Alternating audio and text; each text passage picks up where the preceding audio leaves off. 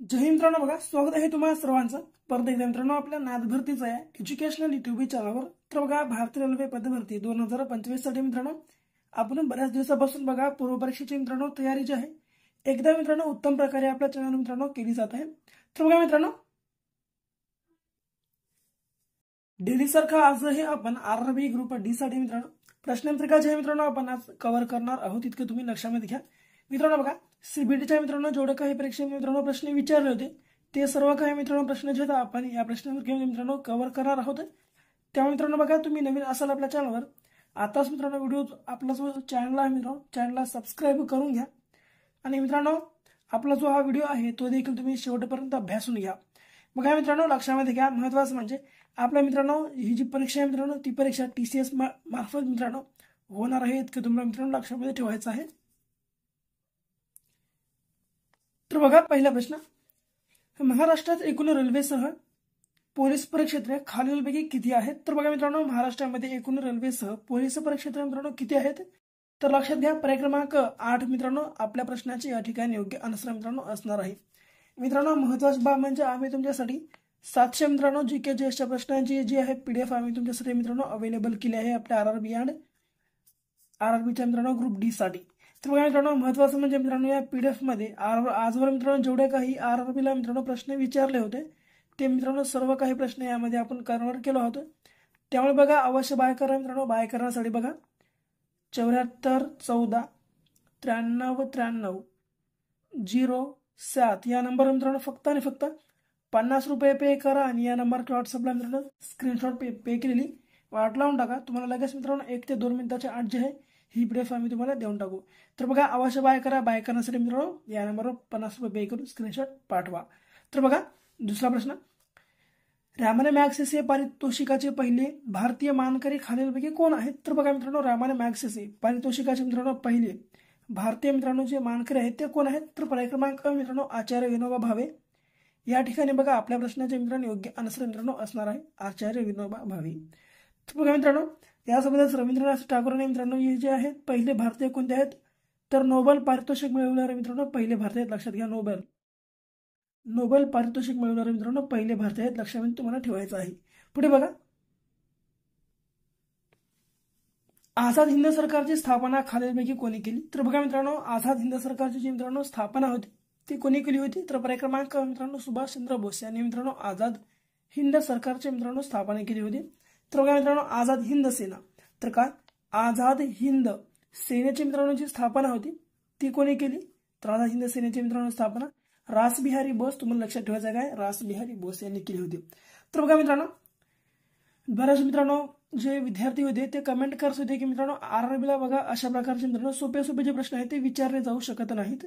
तर बघा मित्रांनो एक गोष्ट तुम्ही आवर्जून लक्षामध्ये घ्या ते म्हणजे मित्रांनो बघा आता मित्रांनो टीसीएस पॅटर्न मित्रांनो जेवढे काही परीक्षा घेत आहे पेपर घेत आहे त्यामध्ये मित्रांनो बघा पेपरचा पॅटर्न असा आहे की सोप्यात सोप्या लेवलचा ते अवघडात अवघड लेवलचा मित्रांनो जीकेचा प्रश्न आहे ते मित्रांनो बघा टीसीएस पॅटर्न वापरत आहे।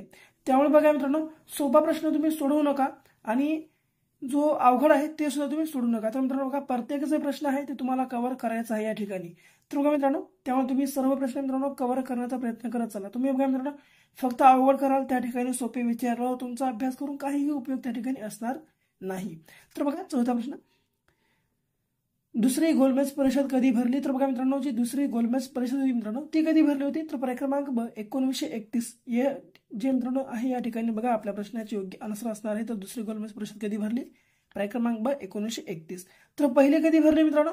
पहिली गोलमेज परिषद तर ती भरली होती मित्रांनो बघा 1930 आणि तिसरी कधी भरली मित्रांनो? तर मित्रांनो ती बघा 32 ला भरली होती। किती? 1932 ला मित्रांनो तिसरी गोलमेज परिषद भरली होती इतके तुम्हाला मित्रांनो लक्षामध्ये ठेवायचं आहे। तर बघा मित्रांनो तुम्हाला काही डाऊट असतील कमेंटमध्ये सांगत चला आणि मित्रांनो नोट करत चला। नोट करणं मित्रांनो महत्त्वाचं आहे। तर पुढे बघा स्वामी विवेकानंदांचे गुरु म्हणून कोणाला ओळखले जाते? तर बघा मित्रांनो स्वामी विवेकानंद यांचे मित्रांनो जे गुरु आहे म्हणून कोणाला ओळखले जाते? तर बघा पर्याय क्रमांक रामकृष्ण परमहंस यांना मित्रांनो स्वामी विवेकानंद यांचे मित्रांनो गुरु म्हणून ओळखले जाते इतकं तुम्हाला मित्रांनो लक्षामध्ये ठेवायचं आहे। पुढे सतीबंदीसाठी कोणत्या गव्हर्नर जनरलने कायदा केला? तर बघा मित्रांनो सतीबंदीसाठी कोणत्या गव्हर्नर जनरलने मित्रांनो कायदा केला? तर बघा पर्याय क्रमांक मित्रांनो क विल्यम बेंटिंकने मित्रांनो बघा सती बंदीसाठी मित्रांनो जे आहे कायदा केला होता, तुम्हाला लक्षामध्ये ठेवायचा आहे. पुढे बंगालच्या फाळणीची मूळ कल्पना कोणाची होती, तर लक्षात घ्या मित्रांनो बंगालच्या फाळणीची जी मित्रांनो मूळ कल्पना होती ती कोणाची होती, तर पर्याय क्रमांक विल्यम वॉर्ड या मित्रांनो गव्हर्नरची होती. लक्षात घ्या विल्यम वॉर्ड. तर बघा मित्रांनो बंगालची पहिली फाळणी कधी झाली, तर बघा मित्रांनो बंगालची फाळणी जी होती ती 1905 झाली होती, इतकं तुम्हाला लक्षात ठेवायचं आहे. आणि मित्रांनो ही जी आहे 1912 मित्रांनो रद्द सुद्धा झाली, हे सुद्धा तुम्हाला लक्षामध्ये ठेवायचं आहे. तर बघा मित्रांनो असे महत्त्वाचे जे पॉईंट आहेत नोट करत चला. पुढे 20 फेब्रुवारी 1948 रोजी भारतात कोणत्या संस्थाने विलीन झाले, तर बघा 20 फेब्रुवारी 1948 रोजी मित्रांनो आपल्या भारत देशामध्ये कोणत्या संस्थाने विलीन झाले, तर पर्याय क्रमांक ब जुनागड जे मित्रांनो संस्थान होते ते आपल्या मित्रांनो भारतामध्ये जे आहे 20 फेब्रुवारी 1948 रोजी मित्रांनो जे आहे आपल्या भारतामध्ये हे संस्थान मित्रांनो विलीन झाले होते, तुम्हाला लक्षात ठेवायचं आहे. पुढे पंडित नेहरूंच्या समाधी स्थळाचे नाव काय, तर बघा मित्रांनो पंडित नेहरू मित्रांनो बघा आपल्या भारताचे मित्रांनो पहिले पंतप्रधान आहेत. लक्षात घ्या पहिले पंतप्रधान या ठिकाणी तुम्हाला लक्षामध्ये ठेवायचं आहे.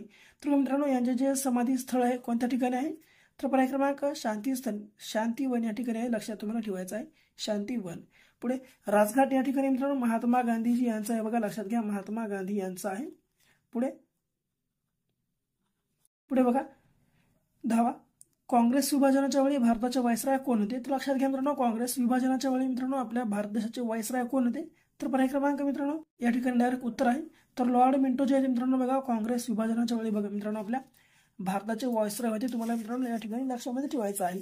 पुढे बघा 11वा प्रश्न, कोळशांच्या साठ्याकरिता ओळखले जाणारे नदीखोरे कोणते, तर बघा मित्रांनो कोळशांच्या साठ्याकरिता मित्रांनो ओळखले जाणारे नदीखोरे कोणते, तर बघा उत्तर आहे मित्रांनो वैनगंगा व वर्धा खोरे. लक्षात तुम्हाला ठेवायचं आहे वैनगंगा व वर्धा खोरे. पुढे महाराष्ट्र औद्योगिक महामंडळाची सुरुवात कोणत्या मुख्यमंत्र्याच्या काळात झाली, तर बघा मित्रांनो महाराष्ट्र औद्योगिक महामंडळाच्या मित्रांनो जी सुरुवात आहे ती कोणत्या मुख्यमंत्र्याच्या काळात झाली, तर बघा मित्रांनो उत्तर आहे यशवंतराव चव्हाण या ठिकाणी बघा आपल्या या प्रश्नाचे योग्य आन्सर मित्रांनो असणार आहे. पुढे हवेच्या सर्वात कमी तापमानाची नोंद केव्हा करता येते, तर बघा मित्रांनो हवेच्या सर्वात मित्रांनो कमी तापमानाची जी मित्रांनो नोंद आहे ती मित्रांनो कधी करता येते, तर उत्तर आहे बघा सूर्योदयापूर्वी मित्रांनो थोडा वेळ आधी.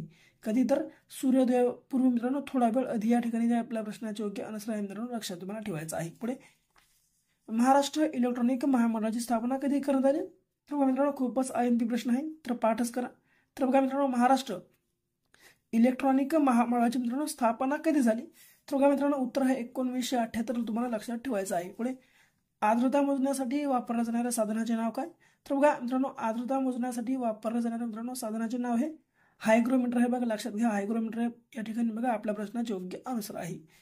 ईमेलच्या पुढील पायरीस काय म्हणतात, तर बघा मित्रांनो ईमेलच्या पुढील पायरीस मित्रांनो इन्स्टंट मेसेजिंग असे म्हणतात. लक्षात घ्या इन्स्टंट मेसेजिंग.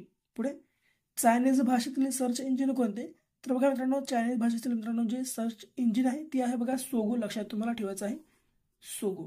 पुढे मेंडेलने कोणत्या रोपावर अनुवांशिकतेचा या ठिकाणी बघा मित्रांनो रोप बरोबर आहे. तर बघा मेंडेलने कोणत्या रोपावर मित्रांनो अनुवांशिकतेचा सिद्धांत मांडला, तर बघा मित्रांनो या ठिकाणी पर्याय तर उत्तर काय आहे मित्रांनो वाटाणा. मित्रांनो बघा मेंडेलने जे आहे वाटाणा या मित्रांनो रोपावर अनुवांशिकतेचा मित्रांनो सिद्धांत मांडला होता, तुम्हाला मित्रांनो या ठिकाणी लक्षात ठेवायचं आहे. पुढे 1971 पासून लोकसंख्या वाढीचा दर डॅश डॅश आहे, तर बघा मित्रांनो 1971 पासून मित्रांनो लोकसंख्या वाढीचा मित्रांनो दर कसा आहे मित्रांनो तर कमी होत आहे, तुम्हाला लक्षात ठेवायचं बघा या ठिकाणी उत्तर कमी होत आहे.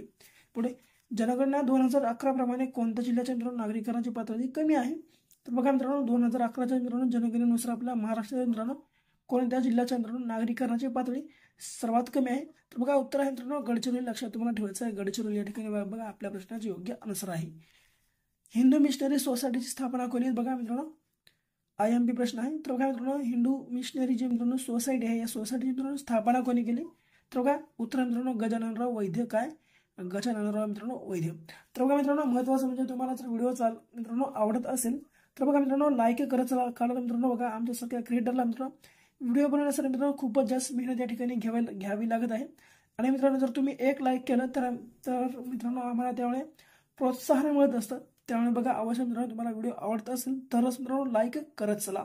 पुढे कुष्ठरोग्यांच्या पुनर्वसनाच्या महान कार्याबद्दल संयुक्त राष्ट्र संघाने 1988च्या मानवी हक्क पुरस्काराचे मानकरी कोण आहेत, तर बघा मित्रांनो कुष्ठरोग्यांच्या पुनर्वसनाच्या महान कार्याबद्दल मित्रांनो संयुक्त राष्ट्रसंघाने 1988च्या मानवी हक्क पुरस्काराचे मित्रांनो मानकरी कोण?